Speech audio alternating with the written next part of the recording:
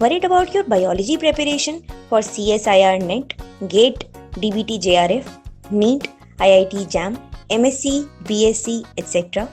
Join the channel for the one-stop solution for the free and complete preparation of all your exams. मैं दीपशिखा गोस्वामी बनाऊंगी आपकी preparation को आसान।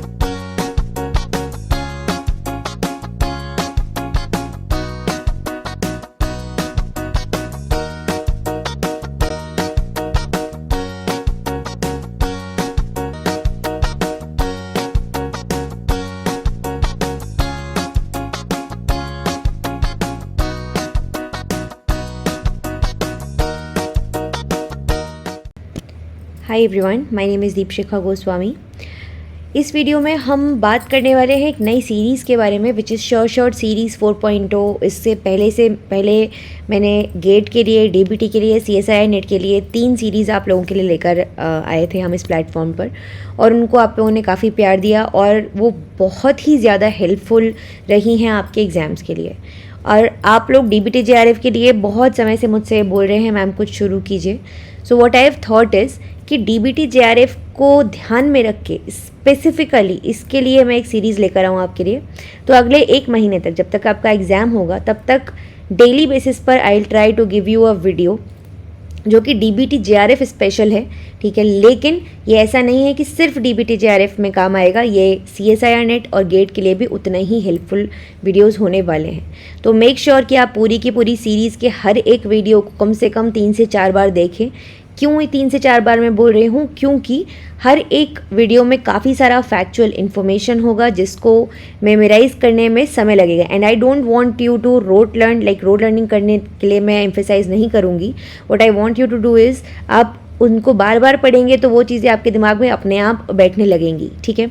तो ये इसका फर्स्ट पार्ट है। इसमें हम बात करने वाले हैं मेजर एंजाइम्स और उनके यूजेस के बारे में। आज की सीरीज़ में मैं क्वेश्चंस नहीं रख रही हूँ, बाकी मैं आप लोगों के लिए एक नई सीरीज़ भी लेकर आऊँगी जहाँ पे हम कोशिश करेंगे कि जो चीज़ें हम इन स्पेशल्स में आपको दे रहे हैं, इन 10 मिनट की वीडियोज़ में आपको दे रहे हैं, उनसे रिलेटेड कुछ क्वेश्चंस या डीबीटी जेआरएफ स्पेसिफिक क्वेश्चंस जो हैं उनके लिए मैं एक अलग से सीरीज़ चलाऊँ। अगर आप लोग चाहते हैं कि क्वेश्चंस के लिए you want another session, do let me know in the comment section. I will try to start. अगर आप बहुत लोग होंगे जिनको चाहिए होगा तो definitely I will start as soon as possible. तो आज हम बात करने वाले हैं मेजर एंजाइम्स और उनके यूजेस के बारे में। Let's begin. सबसे पहले आते हैं डीएनए पॉलीमेरेजेस के ऊपर। स्पेसिफिक एग्जाम्पल में डीएनए पॉलीमेरेज 1 है।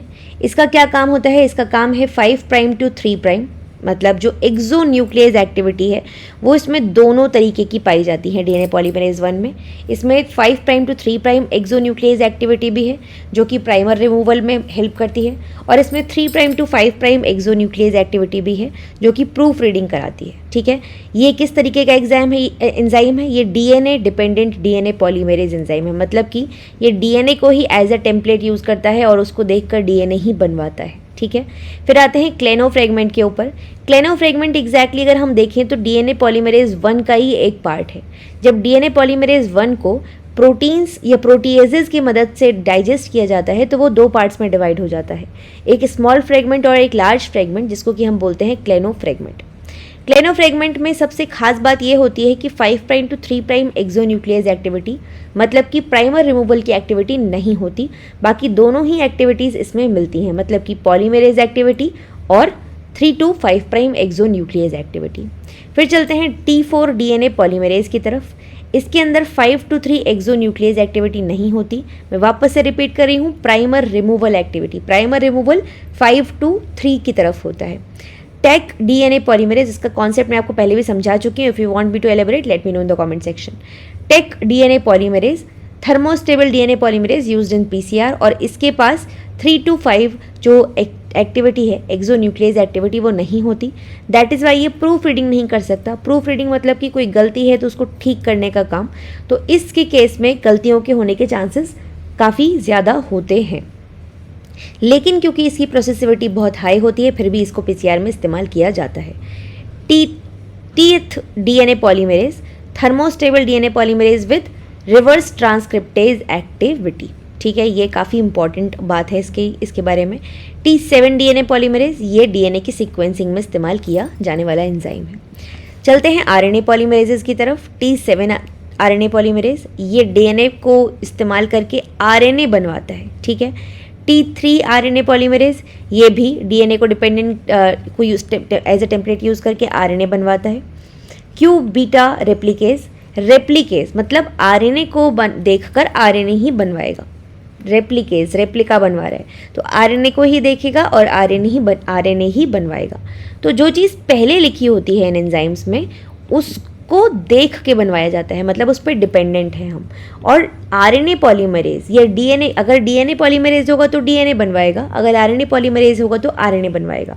और किस पे डिपेंडेंट है वो डिसाइड करता है कि टेम्पलेट वो किसको इस्तेमाल कर रहा है, ठीक है। तो रेप्लिकेज आरएनए डिपेंडेंट है और आरएनए ही पॉलीमरेज है, मतलब आरएनए को ही देखेगा और आरएनए ही ये बनवाएगा, ठीक है। और आरएनए की एम्प्लीफिकेशन में, मतलब उसके नंबर को बढ़ाने के लिए इसका इस्तेमाल किया जाता है। चलते हैं न्यूक्लिएजेस की तरफ। न्यूक्लिएजेस सबसे पहला एंजाइम है डीएनएज 1। ये न्यूक्लिएजेस मतलब न्यूक्लियर एसिड को तोड़ने वाले, उसको डाइजेस्ट करने वाले। तो डीएनएज 1 क्या करता है, ये कहीं पे भी रैंडमली नॉन स्पेसिफिकली काम करता है और एंडो न्यूक्लियस है, मतलब कि बीच में कहीं कट करता है। एक्सो मतलब बाहर की साइड से, मान लीजिए डीएनए है तो अगर इसके एंड पे कहीं कट करेगा तो वो एक्सो न्यूक्लियस होगा, और उसको बीच में कहीं कट करेगा तो एंडो न्यूक्लियस होगा। चलते हैं एक्सो न्यूक्लियस 3 की तरफ। ये डीएनए डिपेंडेंट है, मतलब कि डीएनए को बेस मानकर 3 prime to 5 prime step wise removal of nucleotides करवाता है, ठीक है। फिर चलते हैं आरएनएज ए की तरफ। आरएनएज ए क्या करेगा, ये आरएनएज है जो कि मैपिंग स्टडी में यूज़ होता है। डेफिनेटली आरएनएज है तो आरएनएज मतलब आरएनए या राइबो न्यूक्लियोटाइड्स जो हैं उनके बीच के बॉन्ड को ये तोड़ता होगा डेफिनेटली। आरएनएज एच, ये क्या करते हैं हम, जो आरएनएज एच है उसकी खास बात ये है कि ये आरएनए और डीएनए के हाइब्रिड में से आरएनए को हटा देता है।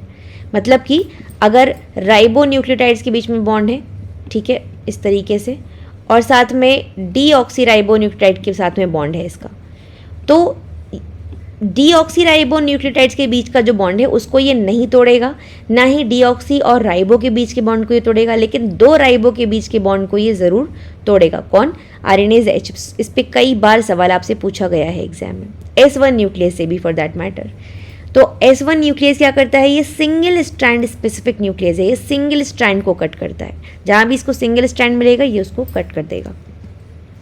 चलते हैं रिवर्स ट्रांसक्रिप्टेज की तरफ। रिवर्स ट्रांसक्रिप्टेज मतलब कुछ तो उल्टा कर रहा है। तो नॉर्मल क्या है, नॉर्मल है पहले डीएनए होता है, डीएनए से आरएनए बनता है, आरएनए से प्रोटीन बनती है। लेकिन अगर आरएनए को देखकर डीएनए बनने लगे तो ये ऑपोजिट बात हो गई, ये एक रिवर्स बात हो गई। तो इसीलिए इसको रिवर्स ट्रांसक्रिप्टेज बोला जाता है। तो आरएनए डिपेंडेंट मतलब आरएनए को एज ए टेम्पलेट मानकर डीएनए पॉलीमरेज, डीएनए को बनवाया जा रहा है, इसको हम बोलते हैं रिवर्स ट्रांसक्रिप्टेज। इसको हम cDNA या कॉम्प्लीमेंट्री डीएनए के सिंथेसिस में इस्तेमाल करते हैं। फिर आता है ट्रांसफेरेजेस, कुछ ना कुछ ट्रांसफ़र कर रही हैं। तो ये चीज़ें क्या करेंगी, ये होमोपॉलीपर टेल ऐड कर देते हैं to the 3 prime end of the DNA. Terminal transferase, कोई स्पेसिफिक पर्टिकुलर न्यूक्लियोटाइड लिया और उसको ऐड करवाते गए। लेट्स से लाइगेजेस, लाइगेजेस आप सभी को पता है ये जोड़ने का काम करते हैं। तो 5 प्राइम फॉस्फेट और 3 प्राइम हाइड्रोक्सिल एंड जो है उन दोनों को ये जोड़ के फॉस्फोडाइस्टर बॉन्ड बनाने का काम कर रहे हैं। काइनेजेस, काइनेजेस जैसा कि नाम समझेंगे आप, फॉस्फेट ग्रुप को ऐड करने का काम करते हैं। तो इसका एग्जाम्पल हो गया T4 पॉलीन्यूक्लियोटाइड काइनेज। ये टर्मिनल फॉस्फेट ग्रुप को ट्रांसफ़र करवाता है। कहाँ से लेके आता है, ATP से लेके आता है। कहाँ पे ट्रांसफ़र करवाता है, 5 प्राइम OH ग्रुप पे ट्रांसफ़र करवाता है। फॉस्फेटेजेस, फॉस्फेटेजेस एल्केलाइन फॉस्फेटेजेस का एग्जाम्पल है। फॉस्फेट ग्रुप, एजेस उसको हटाने वाला, रिमूव करने वाला। तो ये क्या करेगा, ये फॉस्फेट ग्रुप को रिमूव करेगा from DNA and RNA. Kinases add करेंगे, फॉस्फेटेजेस उसको हटा देंगे। मिथाइलेजेस, मिथाइलेजेस जैसे कि इको R1 मिथाइलेज, ये क्या करेगा, ये स्पेसिफिक रेजिड्यूज पे मिथाइल ग्रुप को जोड़ देगा, ऐड करा देगा। जैसे कि डैम या DCM होते हैं, डीएनए एडेनिन मिथाइलेज या methyl transferase for that matter. तो ये क्या करेंगे, ये मिथाइल ग्रुप को ट्रांसफ़र करवा देंगे और उस जब ट्रांसफ़र हो जाएगा किसी भी रेजिड्यू पे मिथाइल ग्रुप, तो वो रेजिड्यू फिर उस पर अटैक नहीं किया जा सकता, उसको तोड़ा नहीं जा सकता, उसको क्लीव नहीं किया जा सकता रेस्ट्रिक्शन एंजाइम्स के द्वारा, ठीक है। सो ये हो गए कुछ इंपॉर्टेंट एंजाइम्स जो कि इस्तेमाल होते हैं, जो कि काफ़ी फ्रीक्वेंटली पूछे जाते हैं। इस सेशन में इतना ही रखते हैं. मैं मिलती हूँ आप लोगों से नेक्स्ट सेशन में. Do let me know in the comment section your views about this particular series and if you want me to start the question series as well. Thank you so much. Will see you in the next video. Subscribe कर लीजिए channel को, like कीजिए videos को. Will see you in the next video guys. Bye bye.